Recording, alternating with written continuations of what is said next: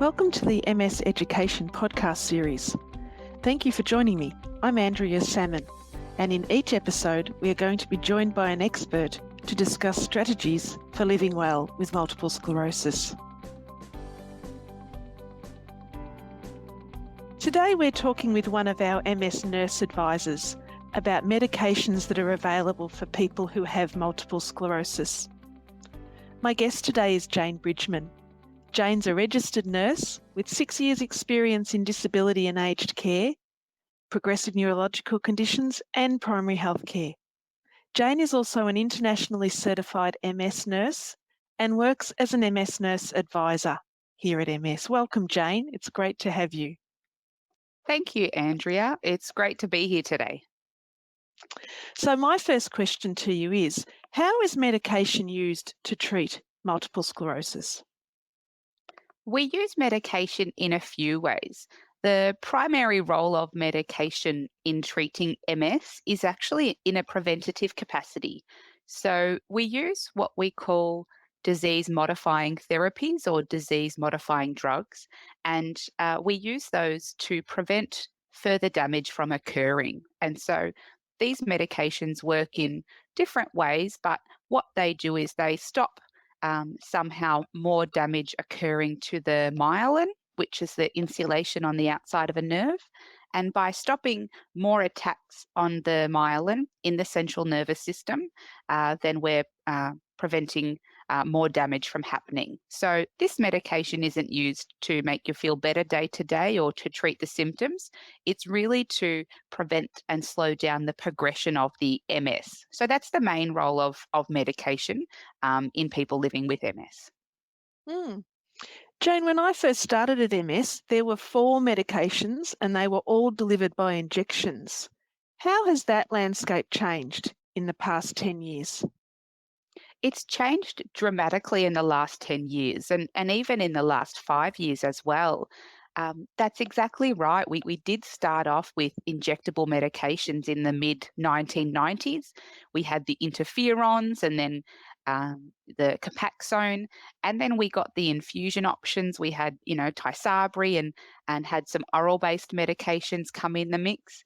And now that we're in 2020, in Australia, we now have 12 medications that are both approved by the TGA, which means they can be sold in Australia, and they are also PBS listed, which means that they are subsidised by the government. And we also have more of these medications on the way. The other major change is that for a long time, we've only had medications for relapsing remitting MS, which is the most common type of MS. We're now seeing medications that can treat secondary progressive MS and also primary progressive MS. So we're hoping that they will become available and on the PBS so that they're widely available to our community as well. Hmm. And are they all still injection-based?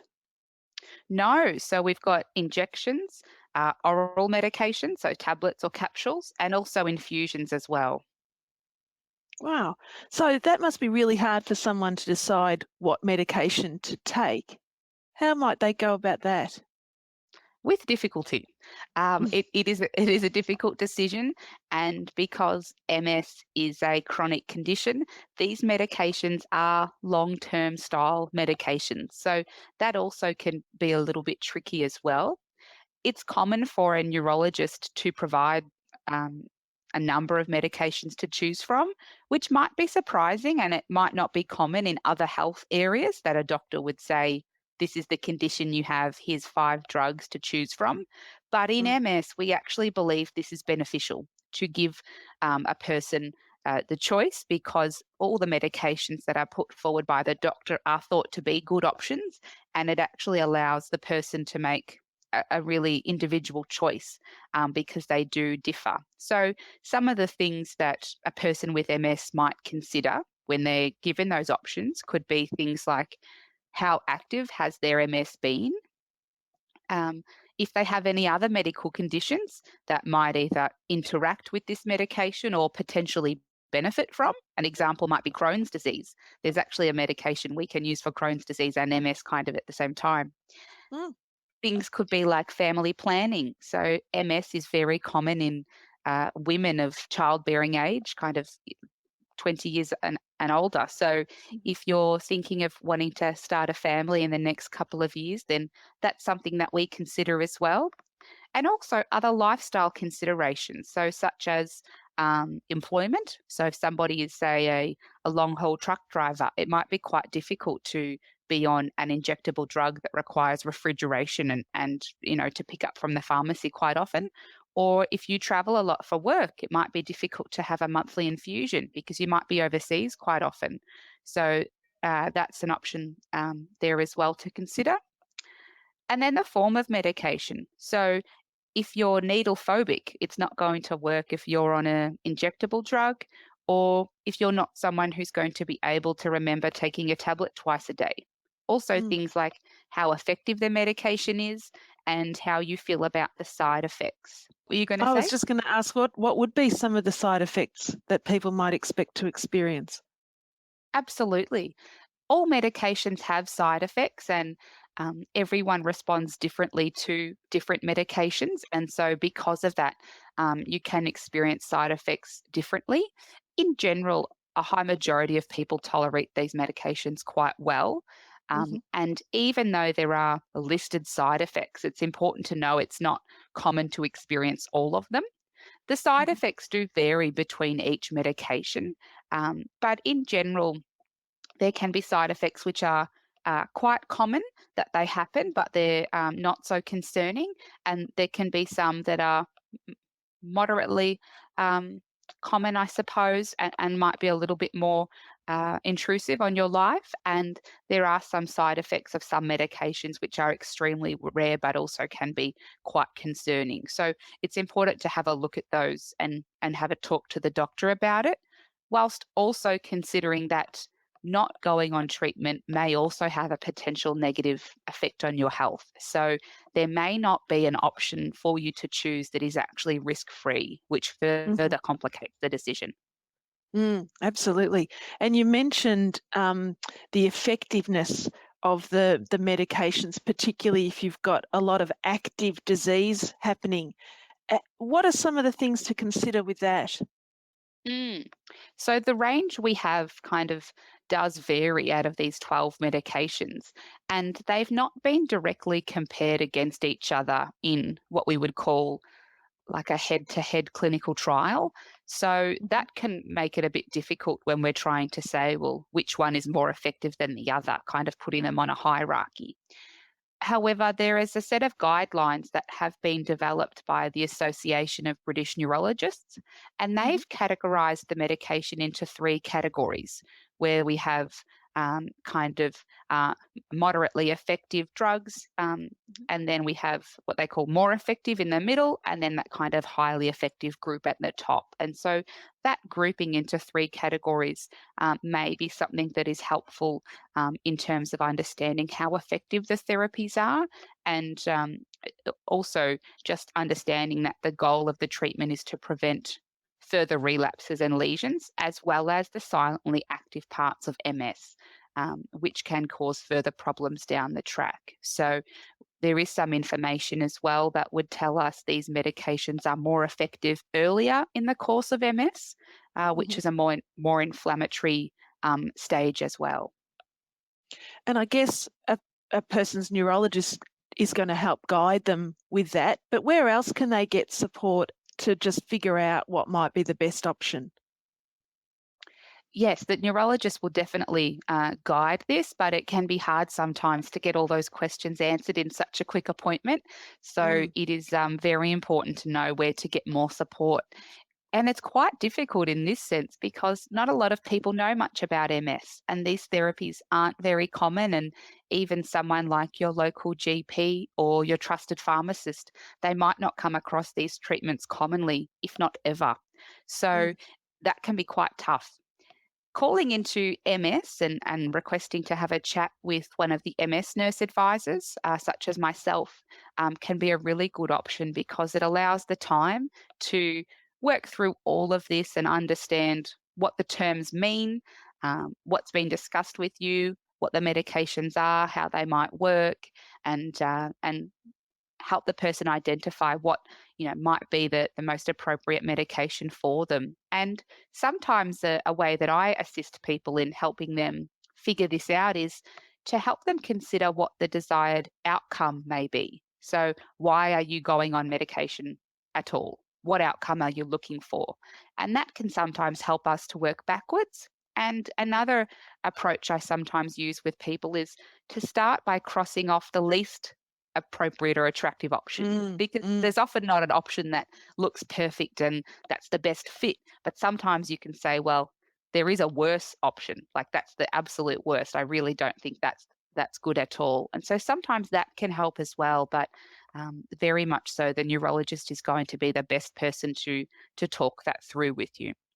And mhm. you also may have an MS nurse at a clinic. So if you do go to a public MS clinic as well, then you're very likely to have access to at least one MS nurse where you can get further support as well. Oh, that's great. Jane, you mentioned that the medications for MS are not necessarily going to make people feel better. Are there other medications that can help particular symptoms? Yes, and we call those symptom management treatments, I suppose. And symptom management is really how we uh, treat and address those things that bother you day to day, those Mhm, symptoms that you have that are stopping you from sleeping or enjoying your daily life. It could be things like pain, or it could be cramping or spasms, for example, or it could be something like fatigue or changes with your continence. So it could be any of the symptoms.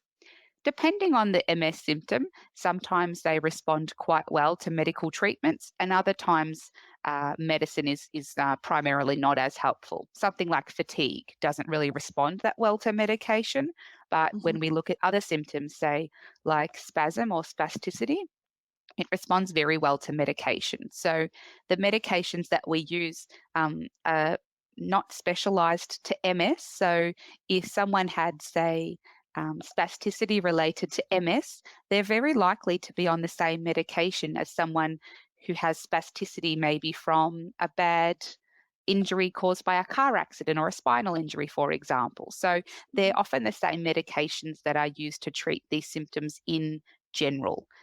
So these medications can often be accessed through the GP as well. So you don't necessarily have to wait for your neurologist appointment to look at addressing some of your symptoms.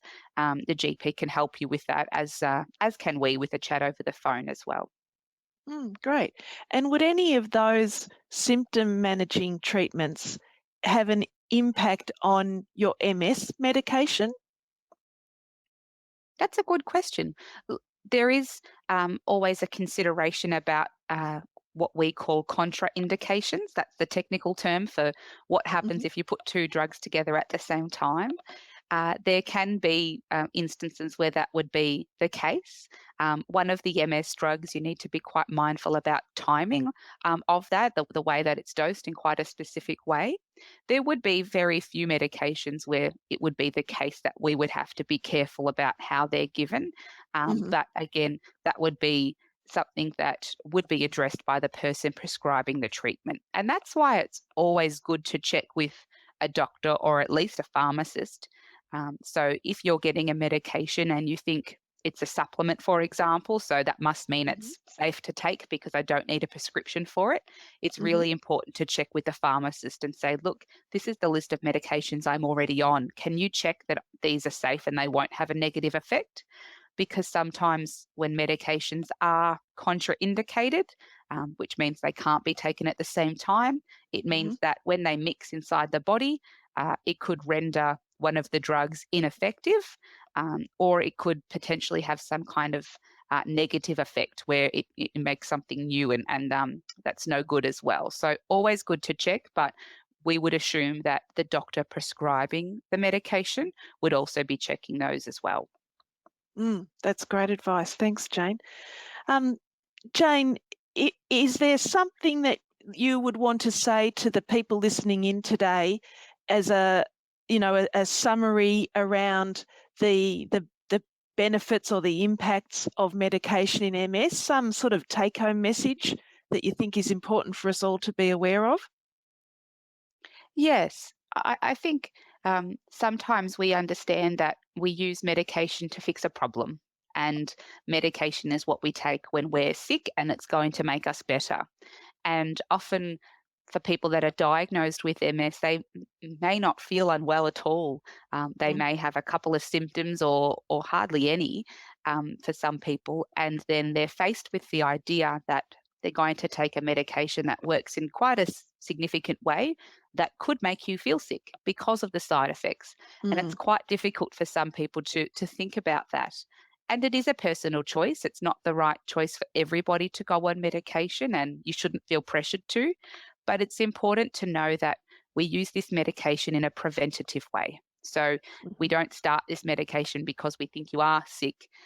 This medication is used in a preventative way to prevent more damage from happening. So it's about keeping you where you are, hopefully getting no evidence of progression or disease activity in the future, but it's mhm. about maintaining where we are as long as possible, not so much fixing a problem that's already happened. Mm, which is a great goal for everyone with MS. What Mm. what are you seeing on the horizon? What's coming in the research kind of space? Yes, well, we are seeing very closely in the horizon, as I said, medications for primary progressive MS. One of them is already approved by the TGA, but is not yet PBS listed, which means it's very, very expensive. Hmm. And we're also looking at a secondary progressive MS medication as well that may be here quite soon. A bit further away is a clinical trial on remyelination, which means Mm, that the myelin or the insulation that's taken away from the nerve could actually be repaired and put back on.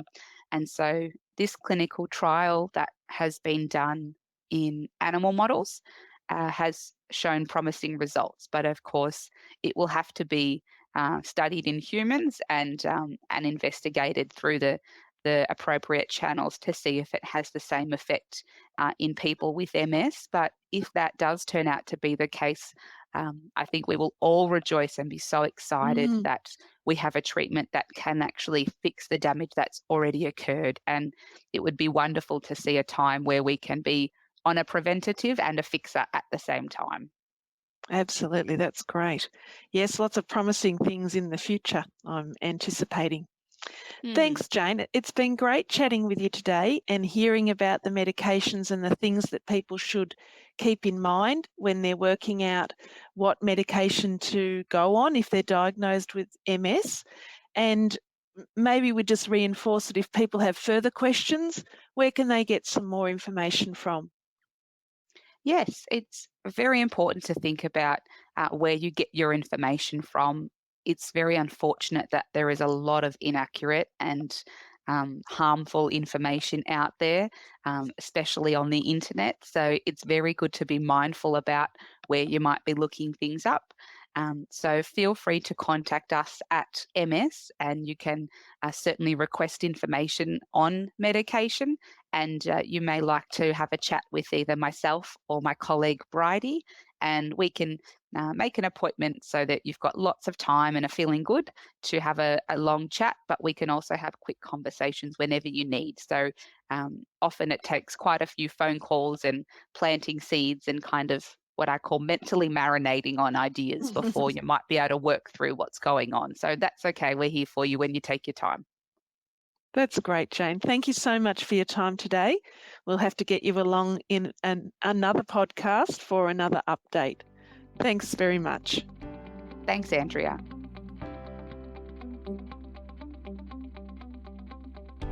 For more information on anything that we have covered today, please get in touch with MS Connect on free call 1800 042 138 or email msconnect@ms.org.au. And don't forget to find the MS podcasts on your favourite podcast player such as Apple, Google Play, Spotify, Overcast, or you can access the podcast directly from our website ms.org.au.